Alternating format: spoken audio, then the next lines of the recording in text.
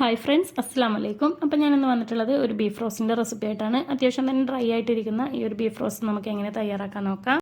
അപ്പോൾ ഞാനിവിടെ 1 kilo beef എടുത്തിട്ടുണ്ട്. അത് നന്നായിട്ടൊന്ന് കഴുകിയിട്ട് ഞാനിവിടെ കുക്കറിലിട്ട് കൊടുക്കുന്നുണ്ട്.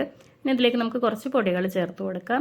1 ടേബിൾ സ്പൂൺ മുളക് പൊടി, 1 ടേബിൾ സ്പൂൺ മല്ലിപ്പൊടി, 1/2 ടീസ്പൂൺ മഞ്ഞൾപ്പൊടി, 1/2 ടീസ്പൂൺ കുരുമുളക് പൊടി, 1/2 ടീസ്പൂൺ ഗരം മസാല, 1/4 ടീസ്പൂൺ ചെറിയ ജീരകപ്പൊടി, 1/4 ടീസ്പൂൺ വലിയ ജീരകത്തിൻ്റെ പൊടി, ആവശ്യത്തിനുള്ള ഉപ്പ്.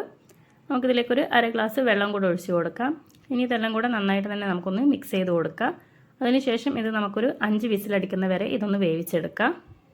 അപ്പോൾ നമുക്ക് ബീഫ് ഒന്ന് വെന്ത് വരുമ്പോഴത്തേനും ഇതിലേക്കൊരു മസാല ഒന്ന് റെഡിയാക്കി എടുക്കുക. അപ്പോൾ അതിനായിട്ട് ഞാനൊരു പാൻ എടുത്തിട്ട് അതിലേക്കൊരു 2 ടേബിൾ സ്പൂൺ വെളിച്ചെണ്ണ ഒഴിച്ച് കൊടുത്തിട്ടുണ്ട്. ഇനി അതിലേക്ക് ഇഞ്ചി വെളുത്തുള്ളി പേസ്റ്റ് ഒന്ന് ചേർത്ത് കൊടുത്ത് നമുക്ക് നന്നായിട്ട് തന്നെ ഒന്ന് മൂപ്പിച്ചെടുക്കാം. അപ്പോൾ ഏകദേശം ഒന്ന് മൂത്ത് വന്നിട്ടുണ്ട്. ആ ഒരു സമയത്ത് ഇതിലേക്ക് ഒരു മീഡിയം സൈസിലുള്ള 2 സവോള ചേർത്ത് കൊടുക്കുന്നുണ്ട്. അതും കൂടെ നമുക്കൊന്ന് നല്ലപോലെ തന്നെ വാട്ടിയെടുക്കാം. അപ്പോൾ അതൊന്ന് വാടി വന്നിട്ടുണ്ട്. ആ ഒരു സമയത്ത് ഇതിലേക്ക് കുറച്ച് കറിവേപ്പിലയും അതുപോലെ തന്നെ ഒരു മീഡിയം സൈസിലുള്ള 2 തക്കാളിയും കൂടെ ചേർത്ത് കൊടുക്കുന്നുണ്ട്. ഇനി ഒരു തക്കാളിയൊക്കെ നന്നായിട്ട് ഉടഞ്ഞു വരുന്നവരെ ഒന്ന് വഴറ്റിയെടുക്കാം. ഇപ്പോൾ തക്കാളിയൊക്കെ നന്നായിട്ട് തന്നെ ഒന്ന് ഉടഞ്ഞു വന്നിട്ടുണ്ട്.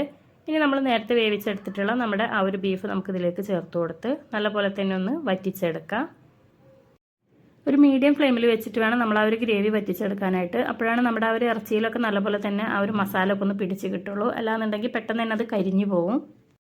അങ്ങനെ നമ്മുടെ ഡ്രൈ ആയിട്ടുള്ള ബീഫ് റോസ്റ്റ് റെഡി ആയിട്ടുണ്ട്. അപ്പോൾ തീർച്ചയായിട്ടും എല്ലാവരും ഒന്ന് ട്രൈ ചെയ്ത് നോക്കുക. വീഡിയോ ഇഷ്ടപ്പെട്ടാൽ ലൈക്ക് ചെയ്യാനും ഷെയർ ചെയ്യാനും സബ്സ്ക്രൈബ് ചെയ്യാനും മറക്കരുതേ.